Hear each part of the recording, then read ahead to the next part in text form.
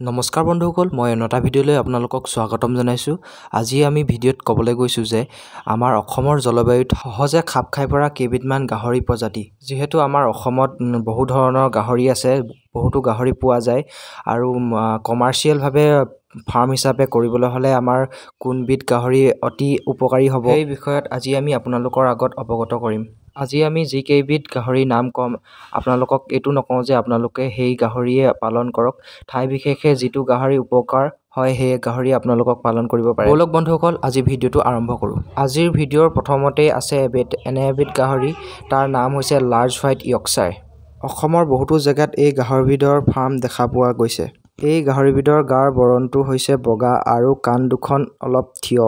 এই গাহৰিবিধটো আমাৰ অসমৰ জলবায়ুৰ লগত খুব সহজে খাপ খাই পৰে আৰু এই গাহৰিবিধটো খুব সোনকালে 6 পৰা 7 মাহৰ ভিতৰত 100 কেজি ৱেইট গেইন কৰিবলৈ সক্ষম হয়। আৰু বন্ধুসকল, এই ব্ৰীডটো অকল মাংসৰ বাবেই নহয়, এই ব্ৰীডটো পোৱালি প্ৰডাকশ্যনৰ বাবে অতি লাভদায়ক।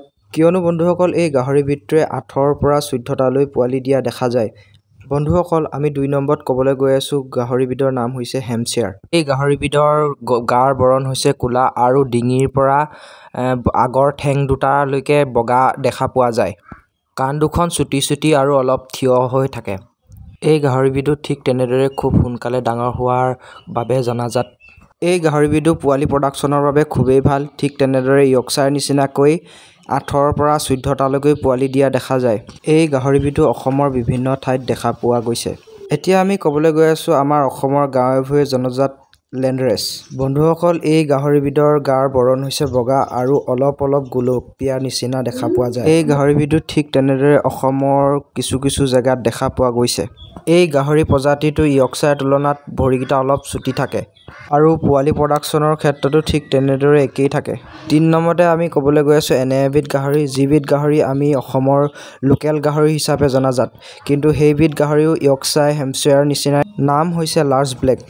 বন্ধুসকল, এই গাহৰিবিধৰ আমি চিনাক্তকৰণ কেনেকৈ কৰিম? এই গাহৰিবিধৰ কাণকেইখন ডাঙৰ আৰু আগফালে ঢাক খাই থাকে আৰু এই গাহৰি প্ৰজাতিটোৰ গাৰ বৰণ সম্পূৰ্ণ ক'লা থাকে, তাত কোনো বেলেগ কালাৰ মিক্স নাথাকে। এই গাহৰি প্ৰজাতিটো অসমৰ জলবায়ুৰ ওপৰত সম্পূৰ্ণকৈ খাপ খাই পৰিলে ৰ'দ বৰষুণৰ কোনো প্ৰভাৱ নপৰে এই গাহৰিটোৰ ক্ষেত্ৰত। আৰু এই গাহৰি প্ৰজাতিটো খুব সোনকালে 6 পৰা 7 মাহৰ ভিতৰত 100 কেজি ৱেইট গেইন কৰে। আৰু বন্ধুসকল, শেষৰটো প্ৰজাতি চোৱাৰ আগত মোৰ চেনেলটোত যদি কোনোবা নতুনকৈ আহিছে, প্লিজ চেনেলটো ছাবস্ক্ৰাইব কৰি দিয়ক আৰু এটা লাইক কৰি দিয়ক। আৰু কোনোবা নতুন বন্ধুৱে যদি ফাৰ্ম আৰম্ভ কৰিম বুলি ভাবিছে, এই চেনেলটো নিশ্চয় শ্বেয়াৰ কৰিব।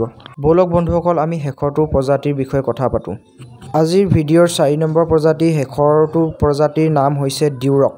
বন্ধুসকল, দেখিবলৈ পাইছে স্ক্ৰীনত, এই প্ৰজাতিটোৰ নাম হৈছে ডিউৰক আৰু এই প্ৰজাতিটো অসমলৈ লাহে লাহে অহা দেখা গৈছে আৰু এই প্ৰজাতিটো ঠিক অসমত জলবায়ুৰ লগত খাপ খাই পৰিছে।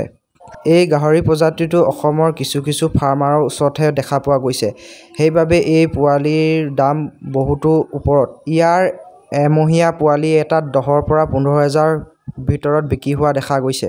আৰু বন্ধুসকল, এই গাহৰি প্ৰজাতিটো খুব সোনকালেই ডাঙৰ হয়, 6 পৰা 7 মাহৰ ভিতৰত 100 কেজি ৱেইট গেইন কৰে। বন্ধুসকল, এই গাহৰি প্ৰজাতিটো আপোনালোকে আৰম্ভ কৰিব পাৰে। এই গাহৰি প্ৰজাতিটোৰ মাংসৰ কোৱালিটি বহুত ওপৰত, সেইবাবে আমাৰ অসমত এই গাহৰিটোৰ ডিমাণ্ড বহুত বেছি।